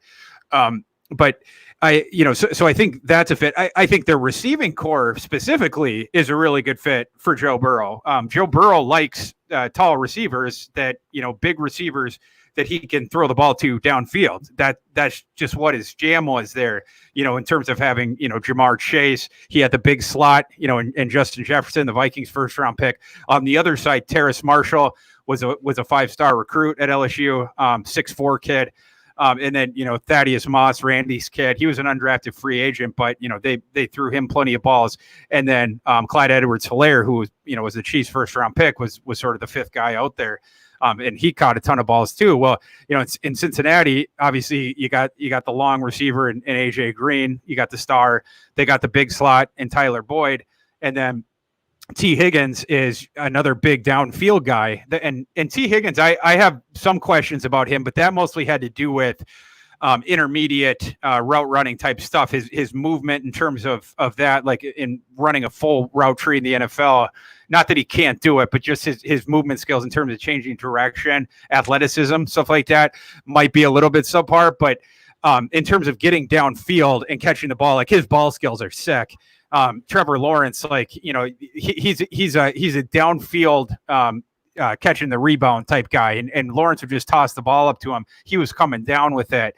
Burrow's going to love that. T. Higgins is going to be a really good fit with Burrow in terms of that stuff. And Mixon, if Mixon should be able to get plenty of opportunities in the passing game too, because we saw that Burrow likes to do that as well. So, Yeah, I think as far as that goes, if they're willing to sort of commit to what Burrow likes to do, it would seem that they at least have sort of the starter kit. We'll see how their offensive line holds up because it's a lot to ask, to be able to protect a rookie quarterback with just 5 guys, but that's what he prefers to do. So we'll see if Cincinnati's got the horses. Obviously, their offensive line stunk last year. So, I mean, it's a lot to ask. And you don't want to have a rookie quarterback get pounded. And Joe Burrow's a really tough kid. He's not going to back down. But if he's getting smoked, you don't want a kid like that to get his his confidence shot. So it's going to be really interesting to see the way that they usher his development well, sort of protecting him from himself. But I do think that they have at least the starter kit, to sort of help him along in that regard. I don't have anything to add because Thor just broke that down beautifully. So I'm good. I like Joe Burrow. Let's dive just a tiny bit deeper on Higgins. Long term, is Higgins the X, or is Higgins just going to play like this tertiary role on this team where, like you said, maybe they don't rely too much on his intermediate ability and he's more of like the guy that you comped him to, a Mike Williams downfield threat? I just think he's the downfield threat. Yeah, I mean, it was funny, and this goes back to his collegiate game, but early on, T. Higgins coming in was one of the top receiver recruits in the nation. I mean, super ballyhooed, 5-star kid, whatever. His first year and a half, or a year into late September of his sophomore year, he was just sort of a solid receiver, but not great. And that was with Kelly Bryant behind center. And Kelly Bryant was one of the only players who got a combine invite this year, but did not get drafted nor signed to a UDFA contract. Kelly Bryant is not a good quarterback. He's not a good thrower. And then when Trevor Lawrence took over, all of a sudden T. Higgins became T. Higgins. He became awesome. Well, that was because Trevor Lawrence could put the ball in the window downfield. That's what T. Higgins does. But T. Higgins, his game isn't. He's not going to do a lot of the other stuff. He has. It's like Liam Neeson and Taken. He's got a particular set of skills. T. Higgins isn't going to do a bunch of these other different things. He is your downfield rebounder guy. It's like, I don't know if you guys are watching Last Dance, Dennis Rodman, it's here off the rim. You guys watching that? The angles off the rim. That's what he's going to do for you. So I just, that's what he's going to be. He's not athletic enough to where he's going to be hurting people in the other phases, because he telegraphs his movement when he changes directions running routes. It's like when a cruise ship is turning, cornerbacks are going to know when T. Higgins is like, turning the cruise ship in the intermediate sector. So they're going to be able to jump his routes. But going downfield, there's not a lot of cornerbacks in the NFL that are going to be able to go up and get it with T. Higgins when the ball's coming off the glass. So that's what he's going to do. And again, very good fit for Burrow's game, as long as you know what his limitations are. All right, so let's move to Justin Herbert, who's also on this squad. We don't really need to talk about Baker Mayfield. We've already spent a lot of time talking about Baker on this podcast. But Justin Herbert finds himself in a situation with Mike Williams, with Keenan Allen, and with Hunter Henry, with Austin Eckler coming out of the backfield. Obviously, Tyrod Taylor is the presumed starter, at least now. That may change. I expect that to change before opening day actually comes around. But what does Justin Herbert really need to improve on to be a good fit for this offense? And in college, he seemed to be the guy that had the requisite arm strength. He had the wiggle ability. He had the ability to get out of the pocket when necessary. He had some decent accuracy at certain times, but inconsistency was the major thing there. It seemed to be night and day with him on a game-by-game basis. Is there something that you point to that maybe is the reason as to why his struggles were as such in college?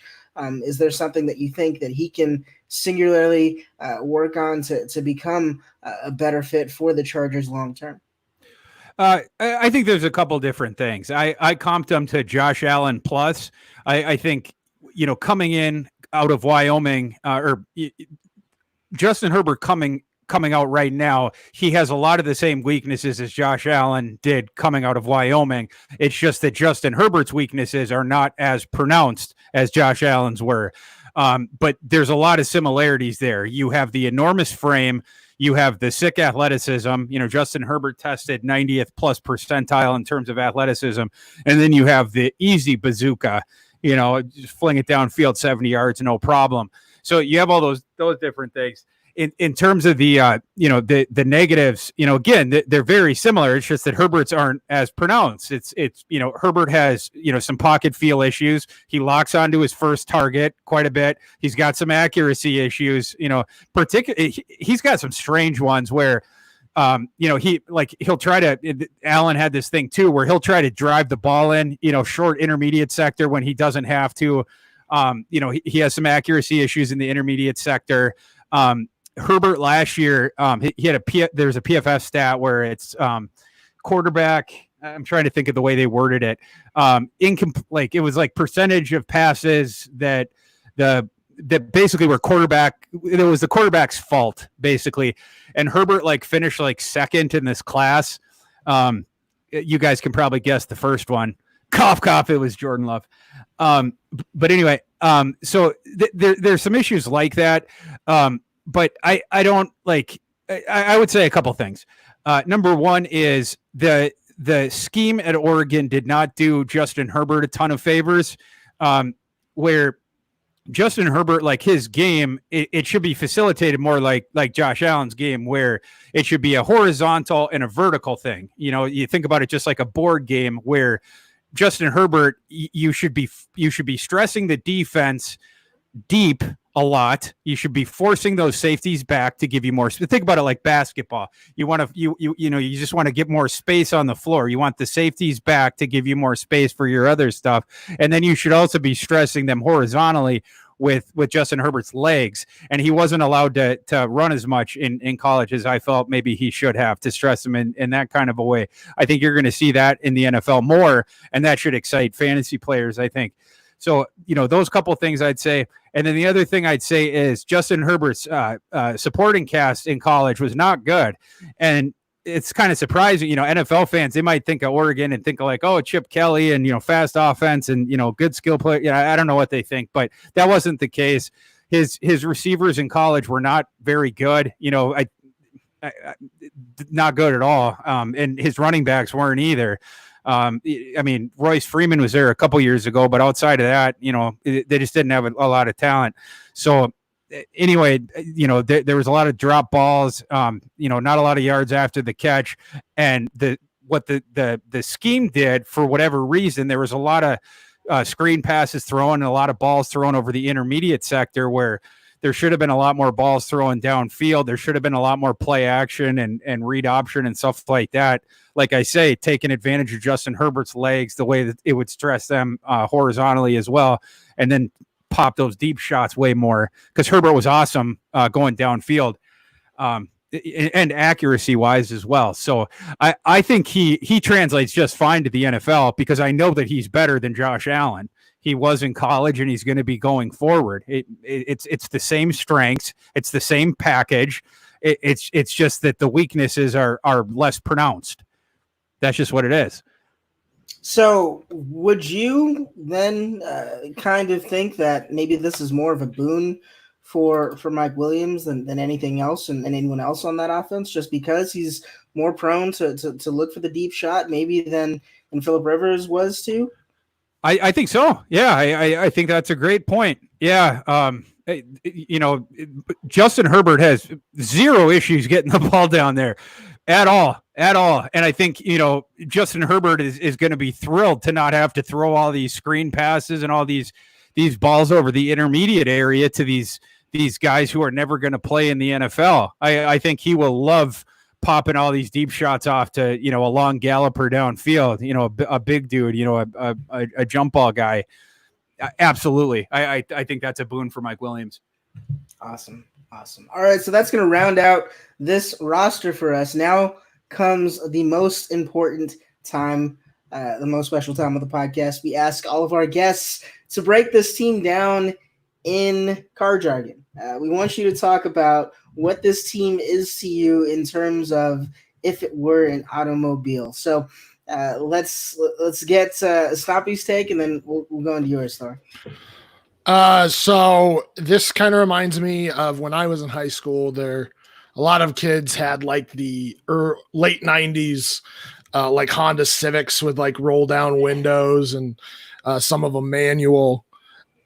That's what this car reminds me of. It's nothing spectacular. It's something that'll get you from place to place, but nothing that you would really want to try and take on a 500-mile road trip, because you know that something bad's going to happen. I mean, you have some great pieces here, especially at quarterback and tight end, which really aren't the ones that you would necessarily associate with winning fantasy championships. I guess in Superflex you would, but having Joe Burrow, Justin Herbert, and Baker Mayfield, I mean, you're looking pretty good for the next 10 years at the very least at QB and tight end for that matter. I mean, Noah Fant, and then a mixture of Jonnu Smith and Ian Thomas. So where it gets hairy for me is in the middle here. And this is where most of the flash occurs in terms of fantasy football. You have OBJ, who's great. And then, I mean, AJ Brown's nice and shiny, but it's probably just like chrome paint and not actual chrome. So it's going to start chipping away here as it gets exposed a little bit. I think AJ Brown's a great prospect. He's not in the best situation to produce like he did last year. And it's going to be hard for him to continue to be that efficient, especially as the wide receiver one for the Titans.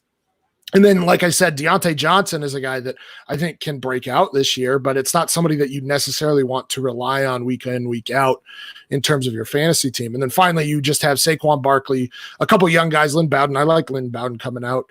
He's unique, but I don't know how great he will be in terms of, or good for fantasy football he will be. And then Evans as well, I think is a great prospect. Could be Dion Lewis, the Dion Lewis that the Titans thought they were getting 2 years ago, and catch the ball there. So, but other than that, you just don't have any depth, and really you're just lacking altogether at running back except for Saquon Barkley. So what I would be doing is selling like the Saquon Barkley, which is like the expensive stereo and stuff, out of this car. I would sell him to get some money so you can put it down on a new car, and that's the route I would go. So that's why it's like a late 90s, early 2000s Honda Civic for a high school kid.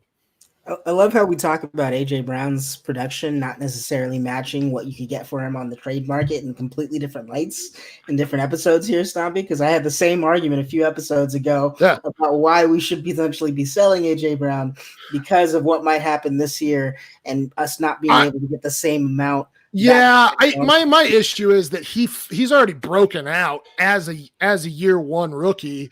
And he's young, and we always talk about when you rebuild a team, you need to build for the future. So what that means is you build with young wide receivers who are going to be there and be in their prime when you're ready to compete, instead of those running backs who could be out of the league in 3 years. You just don't know because of their how injury prone they generate or the position is. So I don't like selling AJ Brown for that fact, because he's young and he may not produce like people want him to this year, but I feel like in the future, he's still going to be a valuable wide receiver. Of course.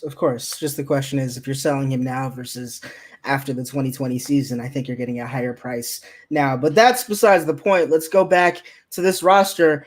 Thor, you heard what Stompy had to say about it in total. What are your thoughts on the roster? Yeah. When I was in high school, I went to Brainerd High School up north here in Minnesota, and I played football up through my junior year of high school, and I quit the team leading into my senior year, and we formed, me and a couple of these other guys who quit leading into our senior year. We wanted to have more fun our senior year. We formed what we called the grill team.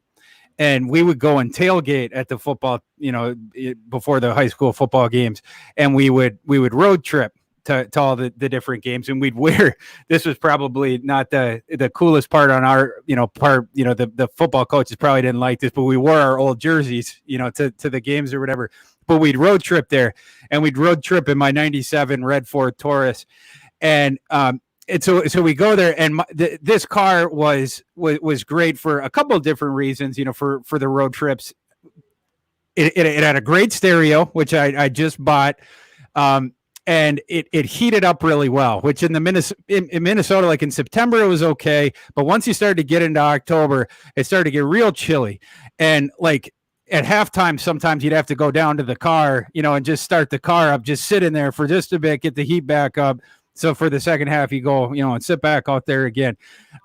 It's funny. Stumpy was talking about, Saquon Barkley is like the stereo, and I thought about him like the same way as like the expensive stereo in like the high school kid's car.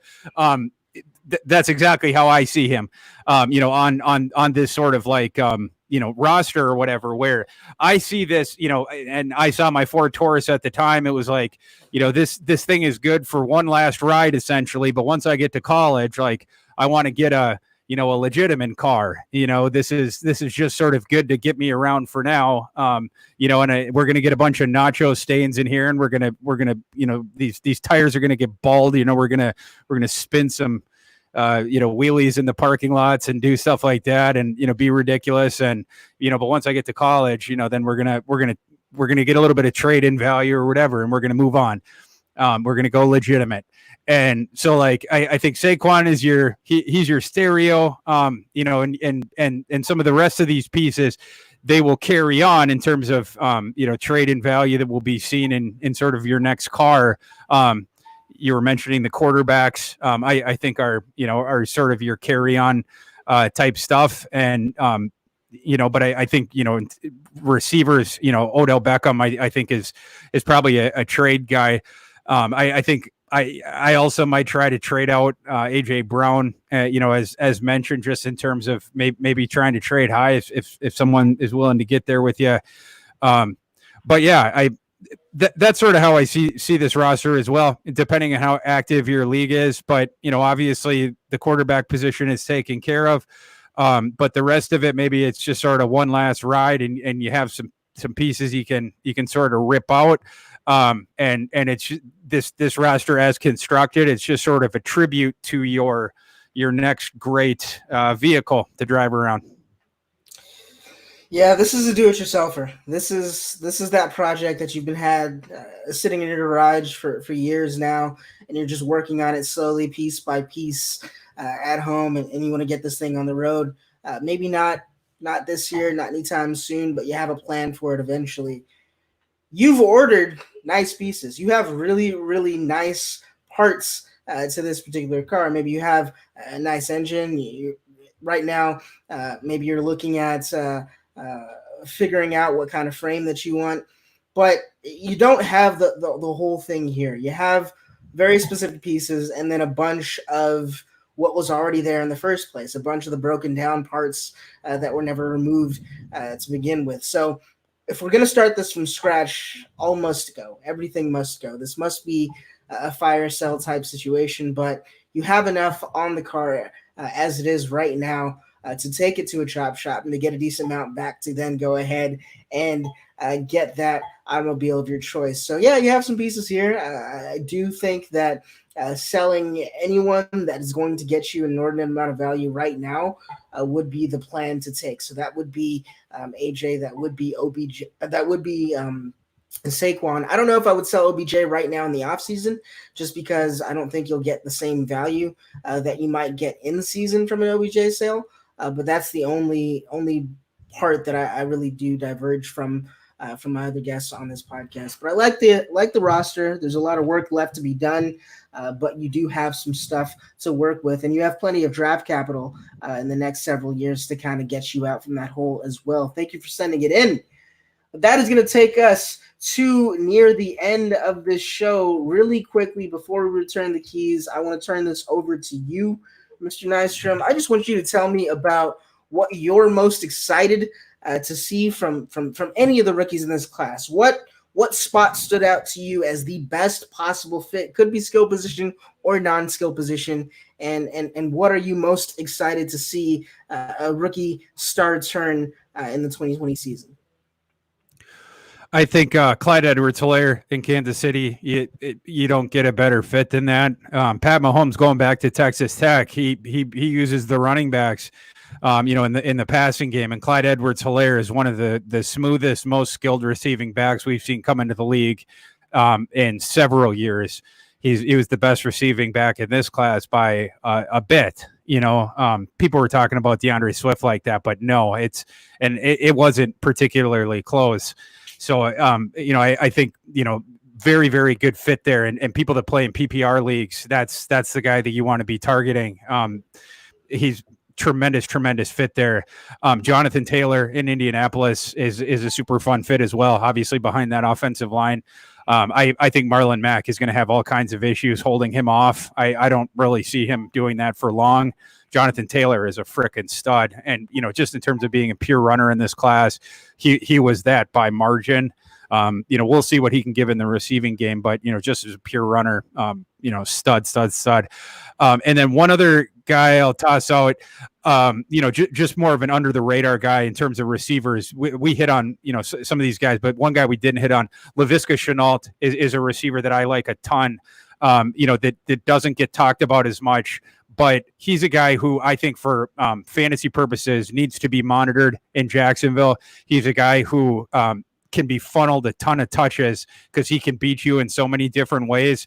He can, wildcat quarterback. He can, you can use him as an H-back. He can line up in the slide. He can line up outside, et cetera, et cetera. And Gardner Minshew is going to find ways to get that kid the ball. Because he's a dynamic playmaker.